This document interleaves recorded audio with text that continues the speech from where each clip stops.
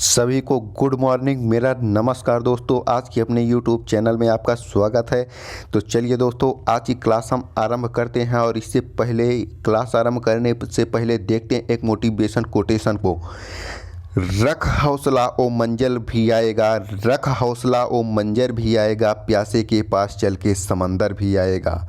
रख हौसला ओ मंजर भी आएगा, प्यासे के पास चल के समंदर भी आएगा। थक कर ना बैठे मंजिल के मुसाफिर, मंजिल भी मिलेगी और मिलने का मज़ा भी आएगा। तो इसी जोश और उत्साह के साथ दोस्तों हम चलिए आज की क्लास को आरंभ करते हैं और अपनी मंजिल की तरफ बढ़ते हैं दोस्तों।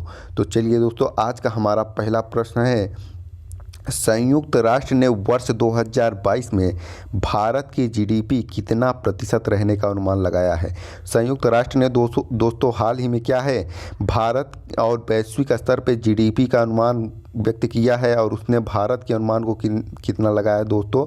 तो इसका जो राइट आंसर है दोस्तों वह है 6.5%। कितना है दोस्तों, संयुक्त राष्ट्र के अनुसार 2022 में भारत की जीडीपी जो है दोस्तों वो 6.5% रहने का अनुमान लगाया है, वृद्धि का अनुमान लगाया है। यदि वहीं बात करो दोस्तों तो विश्व बैंक ने 8.3% का अनुमान दिया था। यदि बात करें दोस्तों, एक संस्था है यूबीएस जो कि 9.1% रहने का अनुमान लगाया है। इन तीनों को दोस्तों आप मेंशन कर सकते हैं। संयुक्त राष्ट्र ने 6.5% रहने का अनुमान किया है, जबकि वहीं विश्व बैंक ने 8.3% रहने का अनुमान किया है और यूबीएस क्या है, एक प्रमाणित संस्था है, इसके द्वारा 9.1% वृद्धि का अनुमान है भारत की जीडीपी में। और दोस्तों बात करें तो एक कैलेंडर वर्ष के आधार पर संयुक्त राष्ट्र ने भारत के सकल घरेलू उत्पाद का अनुमान इस प्रकार लगाया है दोस्तों।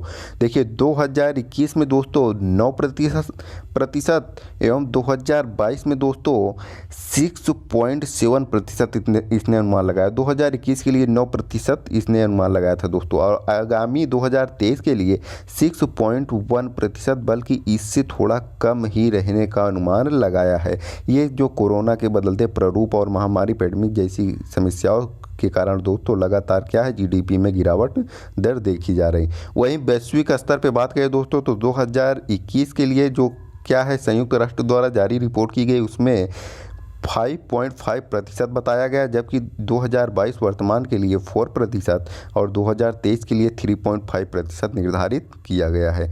हम बढ़ते हैं दोस्तों अगले प्रश्न के रूप में, सशस्त्र बल वयोवृद्ध दिवस कब मनाया गया। सशस्त्र बल वयोवृद्ध दिवस कब मनाया गया। तो इसका जो राइट आंसर है दोस्तों वह है 14 जनवरी को मनाया गया। कब मनाया गया दोस्तों, 14 जनवरी को मनाया गया और जो छठा वयोवृद्ध दिवस के रूप में मनाया गया, सशस्त्र बल वयोवृद्ध दिवस के रूप में मनाया गया। ये कि कौन सा था दोस्तों, छठा था।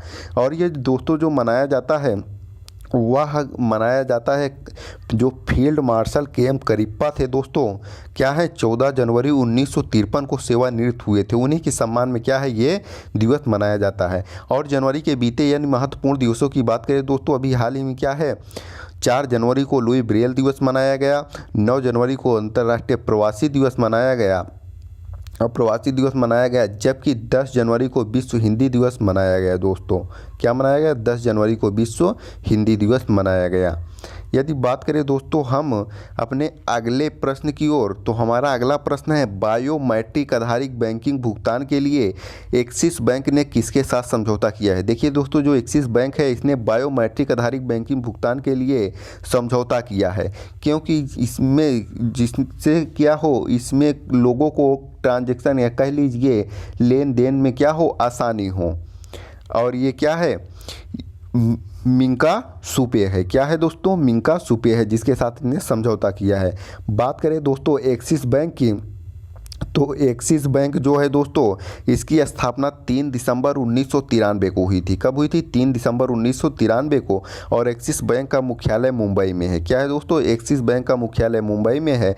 एक्सिस बैंक के एमडी और सीईओ अमिताभ चौधरी हैं। कौन है, अमिताभ चौधरी हैं। और एक्सिस बैंक के अध्यक्ष श्री राकेश मखीजा हैं। कौन है, राकेश मखीजा। और एक्सिस बैंक का दोस्तों जो टैग लाइन है क्या है, बहुत ही बढ़िया है। इसका टैग लाइन क्या है, बढ़ती का नाम जिंदगी, बढ़ती का नाम जिंदगी। इसको याद रखिएगा दोस्तों, बढ़ती का नाम जिंदगी किसका टैग लाइन है, एक्सिस बैंक का है। यदि बढ़े दोस्तों अगले प्रश्न की ओर, तो हमारा अगला प्रश्न है ग्लोबल प्राइवेट बैंकिंग अवार्ड 2021 किस बैंक को दिया गया। अभी हाल ही में दोस्तों ग्लोबल प्राइवेट बैंकिंग अवार्ड जारी किया गया। क्या किया गया? ग्लोबल प्राइवेट बैंकिंग अवार्ड जारी किया गया। और ये किस बैंक को दिया गया? देखिए दोस्तों, ये निजी बैंकों के लिए बात हो रही है। क्या जो प्राइवेट संस्थानें हैं या निजी बैंकें हैं उनके लिए जारी की गई रिपोर्ट है। तो बात करें दोस्तों, तो ये दिया गया HDFC बैंक को। किसको दिया गया दोस्तों? HDFC बैंक को। यदि इससे जुड़े अन्य पॉइंटों को देखें दोस्तों, तो HDFC बैंक का मुख्यालय कहाँ है दोस्तों? मुंबई में है। कहाँ है? मुंबई में। और HDFC बैंक की स्थापना अगस्त 1994 में हुई। कब हुई दोस्तों? अगस्त 1994। और HDFC बैंक के CEO जो हैं दोस्तों, HDFC बैंक के जो CEO हैं दोस्तों, वह हैं शशिधर जगदीशन। कौन है? शशिधर जगदीशन इसके CEO हैं। वहीं बात करें दोस्तों HDFC बैंक के अध्यक्ष की, तो वे जो हैं वो हैं चक्रवर्ती। अतनु चक्रवर्ती क्या है? बैंक के अध्यक्ष हैं HDFC के। इसके मुख्यालय कहाँ है दोस्तों? मुंबई में है। HDFC बैंक की स्थापना कब हुई? अगस्त 1994 में हुई। और इसके CEO जो हैं दोस्तों शशिधर जगदीशन है। और HDFC बैंक के अध्यक्ष अतुल चक्रवर्ती हैं। कौन है? अतुल चक्रवर्ती हैं। यदि दोस्तों बात करें अगले प्रश्न की, तो हमारा अगला प्रश्न है भारतीय ऐतिहासिक अनुसंधान परिषद के अध्यक्ष के रूप में किसे नियुक्त किया गया। देखिए दोस्तों, क्या किया गया हाल ही में? क्या है? भारत का जो ऐतिहासिक अनुसंधान परिषद है उसके अध्यक्ष की रूप में क्या है दोस्तों? नियुक्ति की गई। और ये किसकी नियुक्ति की गई इस पद के लिए दोस्तों? तो इस पद के लिए जो नियुक्त होने वाले व्यक्ति हैं दोस्तों, वे हैं रघुवेंद्र तंवर। कौन है? रघुवेंद्र तंवर। जैसा कि आप लोग इमेज में देख पा रहे होंगे, इमेज में क्या है देख पा रहे होंगे, ये क्या है? रघुवेंद्र तंवर जी है। क्या है जो इमेज में दिखाई पड़ रहे हैं। यदि बात करें दोस्तों हम इनसे जुड़े अन्य पॉइंटों की, तो ये क्या है? जिस दिन शपथ लेंगे दोस्तों उसी दिन से इनका कार्यकाल 3 वर्षों के लिए है। कितने वर्षों के लिए? 3 वर्षों के लिए शपथ के दिन से इनका कार्यकाल रहेगा दोस्तों। अब वहीं बात करें दोस्तों ICHR के बारे में, अर्थात भारतीय ऐतिहासिक अनुसंधान परिषद के बारे में, तो दोस्तों भारतीय ऐतिहासिक अनुसंधान परिषद का प्राथमिक लक्ष्य और उद्देश्य ऐतिहासिक अनुसंधान को बढ़ावा देना है। किसको दोस्तों? ऐतिहासिक अनुसंधान को बढ़ावा देना है और दिशा देना और फोस्टर उद्देश्य और वैज्ञानिक लेखन को प्रोत्साहित और बढ़ावा देना है दोस्तों। वहीं बात करें दोस्तों, तो उत्पादन के अकादमी मानक को बढ़ाना एवं एजेंडे में सबसे महत्वपूर्ण उद्देश्य है। यदि बात करें दोस्तों, तो भारतीय ऐतिहासिक अनुसंधान परिषद की जो स्थापना हुई थी दोस्तों, वह कब हुई थी? 27 मार्च 1972 को हुई थी। भारतीय ऐतिहासिक अनुसंधान परिषद की स्थापना कब हुई थी दोस्तों? 27 मार्च 1972 को हुई थी। वहीं यदि देखिए भारतीय ऐतिहासिक अनुसंधान परिषद का जो मुख्यालय है दोस्तों, तो वह नई दिल्ली में है। कहाँ पे है? नई दिल्ली में है। भारतीय ऐतिहासिक अनुसंधान परिषद का मुख्यालय कहाँ है? नई दिल्ली में है। इससे जुड़े 2 मोस्ट इंपॉर्टेंट प्रश्न दोस्तों याद रखिएगा। 27 मार्च 1972 को क्या हुई? भारतीय ऐतिहासिक अनुसंधान परिषद की स्थापना हुई। और इसका जो मुख्यालय है दोस्तों भारतीय अनुसंधान परिषद का, वह नई दिल्ली में है। और इसके अभी हाल ही में क्या हुए दोस्तों? अध्यक्ष के रूप में नियुक्त किया गया। किसे? रघुवेंद्र तंवर को। रघुवेंद्र तंवर इसके अध्यक्ष के रूप में नियुक्त होने वाले व्यक्ति हैं जो 3 वर्षों के लिए इस पद पर कार्यरत होंगे। हमारा अगला प्रश्न है दोस्तों, हाल ही में India state of forest report 2021 जारी हुई, यह कौन सा संस्करण था? देखिए दोस्तों, अभी हाल ही में क्या हुई? भारतीय वनों के संरक्षण के लिए एक रिपोर्ट जारी की गई और जिसे क्या है? India state of forest report 2021 के नाम से जारी किया गया। और यह कौन सा संस्करण था? तो दोस्तों यदि बात करें तो यह 17वां संस्करण था। कौन सा संस्करण था? 17वां संस्करण था। यदि इससे जुड़े अन्य बिंदुओं को देखें दोस्तों, तो ISFR भारतीय वन सर्वेक्षण द्वारा 1987 से, कब से दोस्तों? देखिए 1987 से क्या है? प्रत्येक 2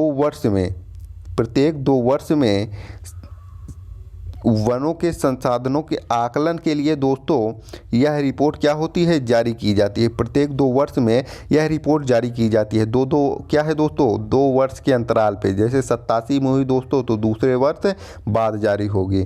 तो प्रत्येक 2 वर्ष बाद क्या होती है दोस्तों? ये रिपोर्ट जारी की जाती है। और कब से दोस्तों की जाती है? 1987 से। यदि अन्य बिंदुओं को देखें दोस्तों तो वन वृद्धि के मामले में शीर्ष 5 राज्य जो रहे हैं दोस्तों, अभी क्या है रिपोर्ट के आधार पर दोस्तों वन वृद्धि में, जो वन की वृद्धि में सबसे शीर्ष 5 राज्य रहे हैं उसमें दोस्तों शीर्ष स्थान पर आंध्र प्रदेश रहा है। कौन सा? आंध्र प्रदेश, जो 647 वर्ग किलोमीटर की वृद्धि दर की गई जहाँ पे दोस्तों। दूसरे स्थान पे तेलंगाना रहा है, तीसरे पे उड़ीसा रहा है, और अगला चौथे नंबर पे कर्नाटक, और 5वें नंबर पे झारखंड। ये टॉप 5 ऐसे राज्य हैं दोस्तों जो क्या हैं वन में की वृद्धि में शीर्ष स्थान पे रहे हैं। आंध्र प्रदेश प्रथम पे रहा है, तेलंगाना द्वितीय पे, उड़ीसा तीसरे पे, कर्नाटक चौथे पे और झारखंड 5वें पे। वहीं बात करें दोस्तों क्षेत्रफल की दृष्टि से क्या है, मध्य प्रदेश में देश का सबसे बड़ा वन क्षेत्र आता है दोस्तों। यदि बात करें दोस्तों संपूर्ण भारत में तो मध्य प्रदेश में सर्वाधिक क्या है वन क्षेत्र है दोस्तों, सर्वाधिक वन क्षेत्र है। इसके बाद दोस्तों जो नंबर आता है वह है अरुणाचल प्रदेश का। किसका? अरुणाचल प्रदेश, छत्तीसगढ़, उड़ीसा और महाराष्ट्र भी इसमें शामिल है दोस्तों। टॉप 5 में देखें दोस्तों तो मध्य प्रदेश, अरुणाचल प्रदेश, छत्तीसगढ़, ओडिशा और महाराष्ट्र इसमें शामिल है। यदि बात करें दोस्तों तो कुल जो भौगोलिक क्षेत्र है प्रदेशों का जो क्षेत्रफल होता है दोस्तों, उस क्षेत्र के प्रतिशत के रूप में यदि वन कवर के मामले देखें तो शीर्ष 5 राज्यों में दोस्तों प्रथम स्थान पे मिजोरम है। मिजोरम का जितना क्या है दोस्तों क्षेत्रफल है उसके 8.4 अर्थात 84.53% पर वन पाया जाता है दोस्तों। और दूसरे नंबर पे अरुणाचल प्रदेश जिसके क्या है 79 अर्थात 79.33% क्षेत्रफल पर क्या है वन पाया जाता है दोस्तों।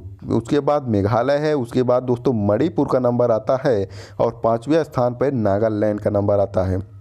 ये ऐसे राज्य हैं दोस्तों जो क्या है अपने समस्त भू क्षेत्र पर प्रतिशत के रूप में सर्वाधिक वन वाले क्षेत्र हैं। यदि बात करें दोस्तों कुल क्षेत्रफल की तो कुल क्षेत्रफल में किसका स्थान आता है? मध्य प्रदेश का आता है। यदि वहीं देखें प्रतिशत के रूप में तो प्रतिशत के रूप में मिजोरम प्रथम स्थान रखता है दोस्तों। यदि बात करें दोस्तों रिपोर्ट के अनुसार तो सर्वाधिक वन क्षेत्र में वृद्धि करने वाला राज्य आंध्र प्रदेश बना, और सर्वाधिक क्षेत्रफल की दृष्टि से प्रथम स्थान रखने वाला वन क्षेत्र में दोस्तों मध्य प्रदेश है। वहीं प्रतिशत के रूप में बात करें दोस्तों तो मिजोरम है। आगे की बात करें दोस्तों पॉइंटों की तो 2019 के आकलन की तुलना में देश में मैंग्रोव जो क्या है मैंग्रोव वन होते हैं दोस्तों कवर में 17 वर्ग किमी की क्या है दोस्तों वृद्धि दर्ज की गई है। देश में कुल मैंग्रोव कवर अब 4,992 वर्ग किलोमीटर कवर कर लेता है। कितना है दोस्तों? 4,992 वर्ग किलोमीटर। और इस वर्ष दोस्तों 17 वर्ग किलोमीटर वृद्धि दर्ज की गई जो क्या है बेहद ही बड़ी बात है दोस्तों। यदि वहीं देखें दोस्तों तो मैंग्रोव कवर वृद्धि के मामले में जो शीर्ष 3 राज्य रहे हैं ओडिशा सर्वाधिक इसमें वृद्धि किया है मैंग्रोव वन में। कौन किया है दोस्तों? ओडिशा 8 वर्ग किलोमीटर, दूसरे स्थान पे महाराष्ट्र, तीसरे पे कर्नाटक है दोस्तों। फर्स्ट स्थान पे कौन है दोस्तों? ओडिशा राज्य है। वहीं दोस्तों बात करें वन में कुल कार्बन स्टॉक की तो जो दोस्तों वन में कुल कार्बन स्टॉक है वह 7,204 मिलियन टन होने का अनुमान है। कितना है दोस्तों? 7,204 मिलियन टन होने का अनुमान है। ये क्या है दोस्तों? कार्बन स्टॉक है। और इसमें 2019 की तुलना में 2021 में दोस्तों कार्बन स्टॉक में 79.4 मिलियन टन की वृद्धि क्या हुई दोस्तों? शामिल हुई है, जो क्या है भारत के लिए बहुत ही महत्वपूर्ण है दोस्तों। यदि बात करें दोस्तों अगले प्रश्न की तो हमारा अगला प्रश्न है कचाई लेमन फेस्टिवल का 8वां संस्करण कहाँ आरंभ हुआ? देखिए दोस्तों कचाई लेमन जो है ये एक क्या है विशेष प्रकार का लेमन है या नींबू है जिसका क्या है प्रत्येक वर्ष फेस्टिवल मनाया जाता है। और इसमें 18वां संस्करण कहाँ आयोजित हुआ इसके बारे में पूछा गया है। तो इसका जो राइट आंसर है दोस्तों वह है मणिपुर। क्या है दोस्तों? मणिपुर। इससे जुड़े अन्य पॉइंटों को दोस्तों हम देखें तो इसका जो उद्देश्य है इस अनोखे प्रकार के नींबू को बढ़ावा देने और नींबू किसानों को प्रोत्साहित करने के लिए है। क्या दोस्तों? ये ऐसा विशेष प्रकार का नींबू है दोस्तों जो क्या कह लीजिए विश्व में इस प्रकार का नींबू क्या है मुश्किल से दिखाई पड़ता है दोस्तों। यदि बात करें दोस्तों तो मणिपुर को इसका जीआई टैग भी प्रदान हुआ है। और इस वर्ष की जो दोस्तों इसका विषय या थीम रहा है वह है सुरक्षित पर्यावरण और ग्रामीण परिवर्तन के लिए जैविक कचाई नींबू। इसका जो थीम है इस वर्ष का रहा है दोस्तों वह है सुरक्षित पर्यावरण और ग्रामीण परिवर्तन के लिए जैविक कचाई नींबू। इसको आप लोग दोस्तों जरूर याद रखिएगा। इस फेस्टिवल का ये क्या है, थीम है सुरक्षित पर्यावरण और ग्रामीण परिवर्तन के लिए जैविक कचाई नींबू। ये कहाँ आयोजित हुआ दोस्तों, मणिपुर में हुआ। यदि बात करें दोस्तों मणिपुर से संबंधित क्या है फैक्टों की, तो मणिपुर क्या है दोस्तों, भारत के पूर्वोत्तर में स्थित एक राज्य है जो क्या है म्यांमार के साथ सीमा भी साझा करता है। और वहीं देखिए दोस्तों तो मणिपुर के मुख्यमंत्री जो वर्तमान में हैं दोस्तों वे हैं एन बीरेन सिंह। कौन है दोस्तों, एन बीरेन सिंह। मणिपुर के वर्तमान में दोस्तों मुख्यमंत्री कौन है, एन बीरेन सिंह।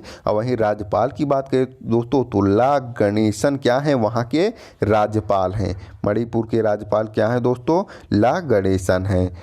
यदि हम दोस्तों अपने अगले फैक्ट को देखें तो हमारा अगला फैक्ट है दोस्तों, प्रश्न है गगनयान रॉकेट के लिए क्रायोजेनिक इंजन का सफल परीक्षण किसके द्वारा किया गया है दोस्तों। अभी हाल ही में दोस्तों क्या हुआ, गगनयान रॉकेट जो है दोस्तों उसके लिए क्रायोजेनिक इंजन का सफल परीक्षण किया गया। और ये किसके द्वारा किया गया, तो इसका जो राइट आंसर है दोस्तों वह है इसरो। क्या है, इसरो के द्वारा किया गया। वहीं दोस्तों बात करें हम इससे जुड़े अन्य पॉइंटों की, तो वर्तमान में इसरो के अध्यक्ष और अंतरिक्ष सचिव जो बने दोस्तों ये क्या है, इनकी नियुक्ति 14 जनवरी को ही हुई है। ये डॉक्टर एस सोमनाथ हैं। डॉक्टर एस सोमनाथ हैं। कौन है दोस्तों, डॉक्टर एस सोमनाथ बने। और ये किसका स्थान लिए दोस्तों, के सिवान का स्थान इन्होंने लिया है। और यदि बात करें दोस्तों इसरो का मुख्यालय कहाँ है, तो इसरो का जो दोस्तों मुख्यालय है यह बेंगलुरु में है। कहाँ, बेंगलुरु जो कर्नाटक में पड़ता है। इसका मुख्यालय कहाँ है दोस्तों, बेंगलुरु जो कर्नाटक में पड़ता है। वहीं बात करें दोस्तों इसरो की स्थापना की, तो इसरो की जो स्थापना हुई थी दोस्तों ये 15 अगस्त का दिन याद रखिएगा दोस्तों, बेहद इंपॉर्टेंट, 1969 को हुई। 15 अगस्त 1969 को हुई। तो ये रहे दोस्तों हमारे आज के टॉप करंट अफेयर के क्वेश्चन। यदि वीडियो दोस्तों आपको अच्छा लगा हो तो इसको ज़्यादा से ज़्यादा शेयर करें दोस्तों, वीडियो को ज़्यादा से ज़्यादा शेयर करें। और अभी तक आप चैनल को सब्सक्राइब न किए हो तो दोस्तों चैनल को सब्सक्राइब जरूर कर लीजिए, क्योंकि आपकी सहयोग के बिना क्या है हम कुछ नहीं कर सकते। और आपका सहयोग मिलेगा दोस्तों तभी हम क्या कर सकते हैं, इस चैनल पे अच्छे से अच्छे कंटेंट डाल सकते हैं और आपको क्या है आपके मंजिल या आपके उद्देश्य तक पहुँचाया जा सकता है। तो वीडियो को कंप्लीट देखने के लिए दोस्तों धन्यवाद। इस चैनल को ज़्यादा से ज़्यादा शेयर जरूर करें दोस्तों और सब्सक्राइब करें। धन्यवाद।